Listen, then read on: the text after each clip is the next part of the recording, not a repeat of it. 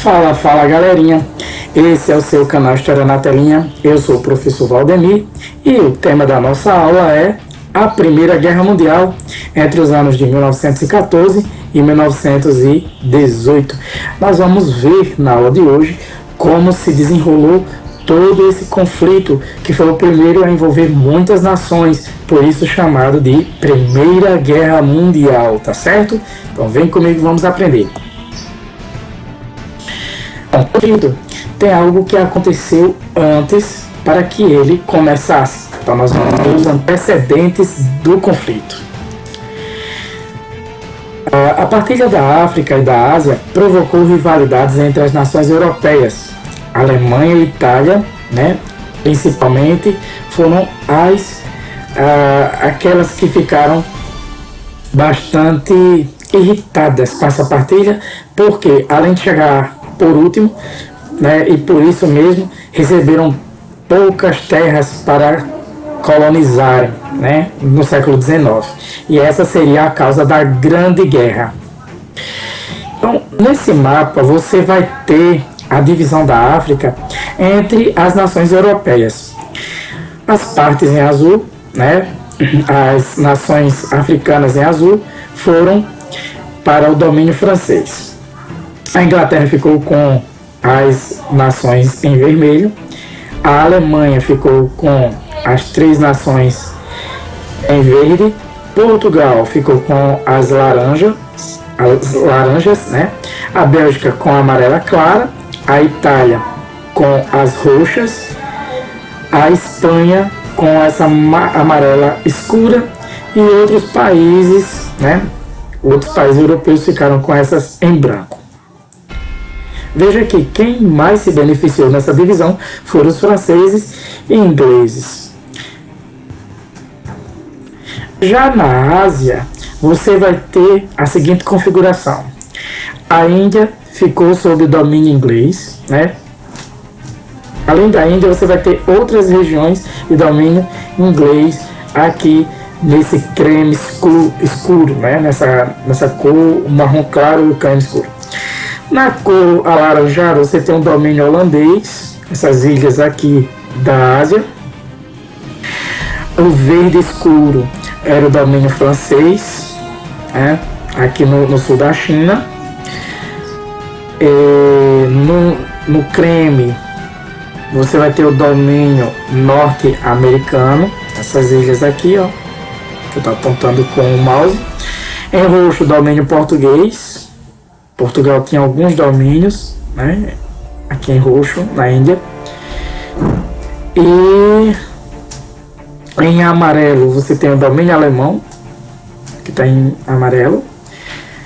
Em verde escuro, domínio japonês, as Coreias, ó, por exemplo, e a Ilha de Formosa. E o que está mais claro eram países independentes. Então você veja que a África e a Ásia foram divididos, né, e repartidos suas terras para países principalmente da Europa. E nessa charge nós temos, né, uma charge bastante conhecida, em que você vai ter a seguinte explicação dela. Ela foi publicada em 1885 e representa a divisão da China, aqui representada como uma grande pizza, né, entre Inglaterra, Alemanha e Rússia. Inglaterra, Alemanha e Rússia, tá? Com seu barrete frígio, a França, país que tinha grandes investimentos na Rússia, olha por trás do czar, participando indiretamente do jogo. O Japão, aqui representado por um samurai, pensativo, analisa como poderia participar dessa partilha. E ao fundo, o imperador chinês observa a cena, estarrecido. Então você tem aqui algumas nações representadas: Inglaterra, Alemanha, Rússia, França, Japão e a China. Havia uma forte concorrência comercial também entre os países europeus já no início do século XX, dos anos 1900. Vários países europeus eles estavam disputando mercados consumidores para os seus produtos. E nesse período, né, vai haver uma corrida armamentista entre os países para se protegerem e atacarem caso necessário. Esse período vai ser chamado de paz armada. Parece uma expressão contraditória, uma expressão paradoxa, mas é justamente o que representa. Os países estavam armados caso houvesse necessidade, mas eles não utilizaram entre eles as armas. Essa charge, já da Segunda Guerra Mundial, ela mostra também que na Segunda Guerra teve a paz armada. Então, todos armados até os dentes, mas na verdade estavam ali brigando, né, como comadres, a chamada briga de comadres. Havia uma rivalidade entre a França e a Alemanha por causa de uma região chamada Alsácia-Lorena, né, que foi tomada pelos alemães no fim do século XIX. O que acontece? A região da Alsácia-Lorena era rica em minério e carvão mineral, né, em ferro e carvão mineral. E a Alemanha tomou da França ali no fim dos anos 1800. Então isso já causou uma rivalidade entre os dois países. E que região era essa? Essa daqui, ó. Pertencente à Alemanha depois, mas antes pertencia à França e foi tomada pela Alemanha. Então, a região rica em carvão. Rica em ferro e carvão.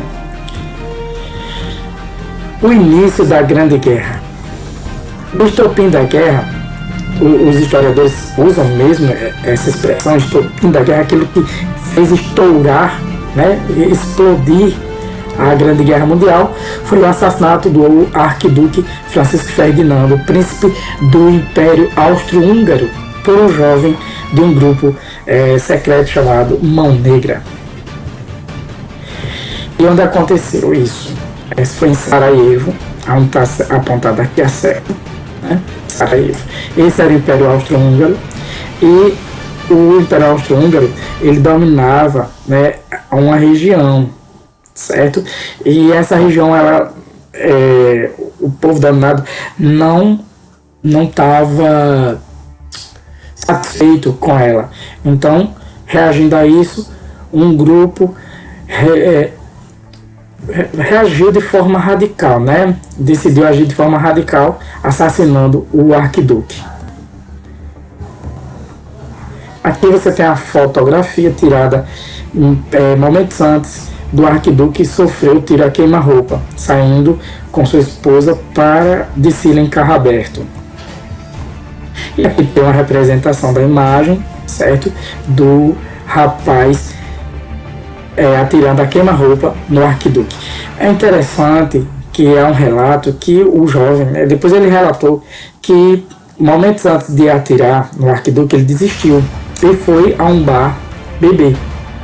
Só que o carro estava passando por perto, ele viu a movimentação e aí ele foi terminar a sua missão e acabou assassinando o arquiduque. Bom, os austro-húngaros eles ficaram insatisfeitos. Por quê? Porque o jovem foi julgado segundo as leis da sua região, né? E pela Sérvia, né? Os sérvios eles julgaram-no segundo a lei. Só que os austro-húngaros queriam julgá-lo segundo a lei do Império Austro-Húngaro, certo? Então eles ficaram insatisfeitos quanto a isso. Então é por isso que isso vai resultar no conflito.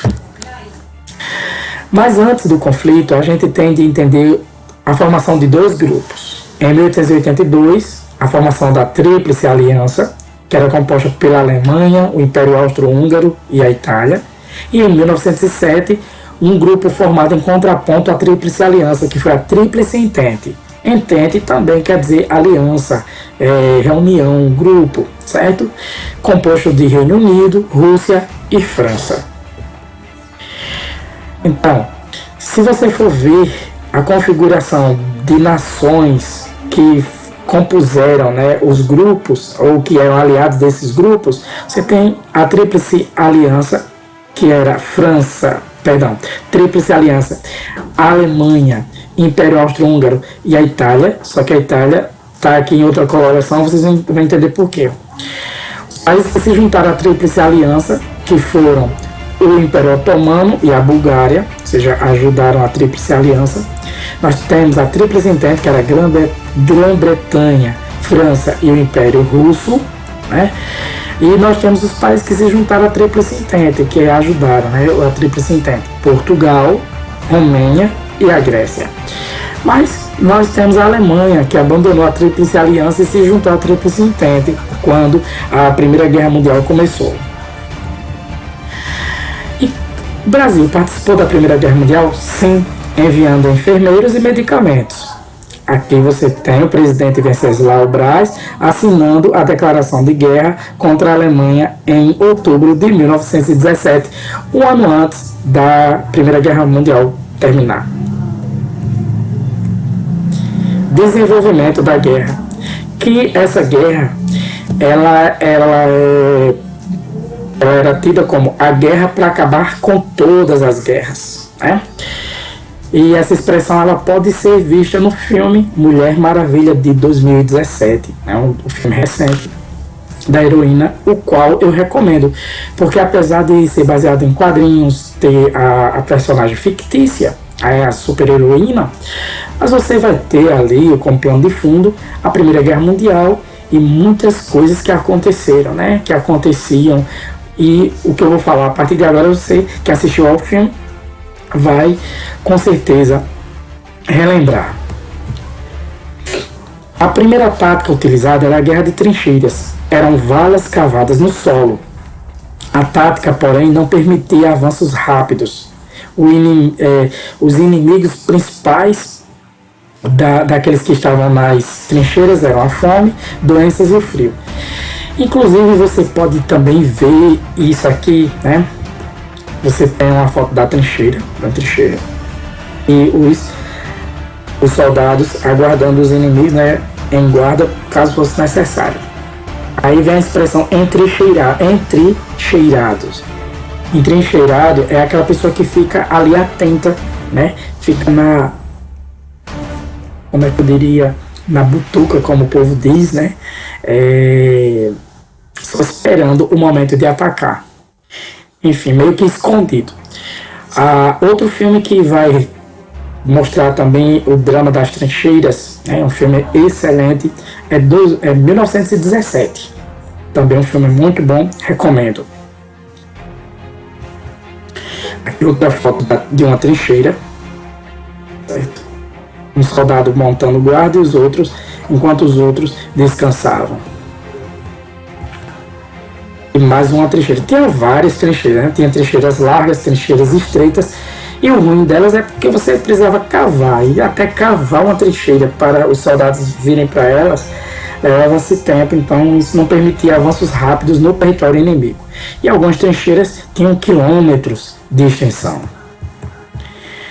Os homens ficavam no fronte da batalha, ou seja, lutando ali mesmo, enquanto as mulheres, pela falta de homens lá nas indústrias, elas assumiram o papel, né, de operárias na indústria bélica, ok?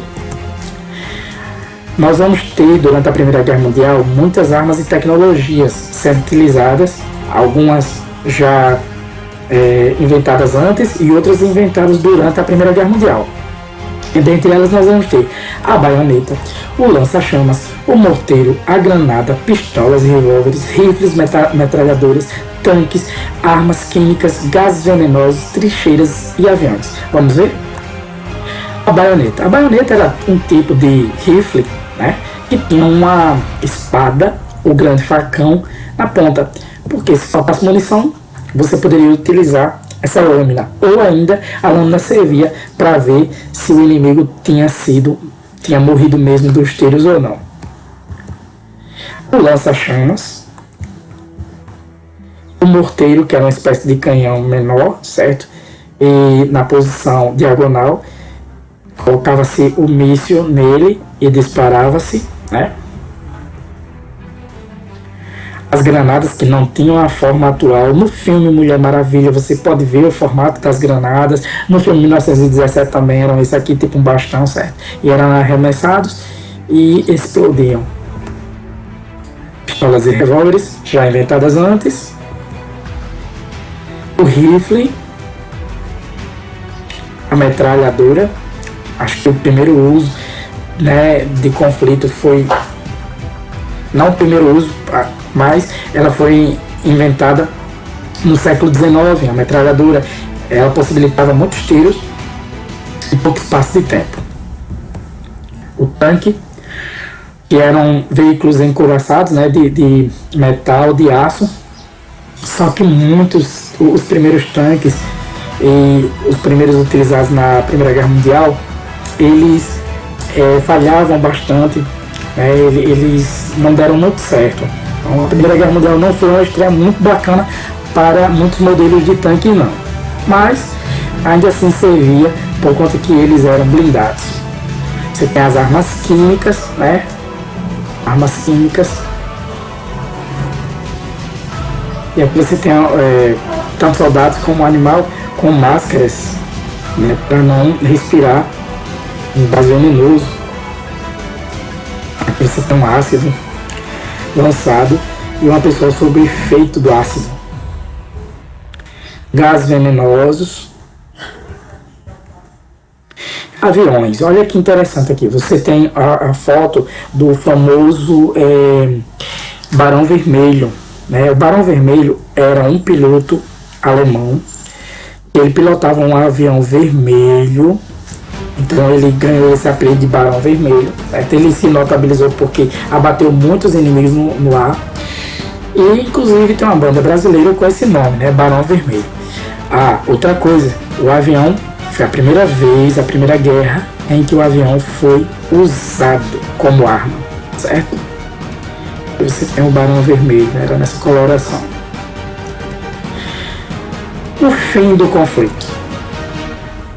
Em 1917, os Estados Unidos entram, né, na Primeira Guerra Mundial e vai ser um fato decisivo para a vitória da Tríplice Entente. Porque os Estados Unidos entram no lado da Tríplice Entente, não da Tríplice Aliança?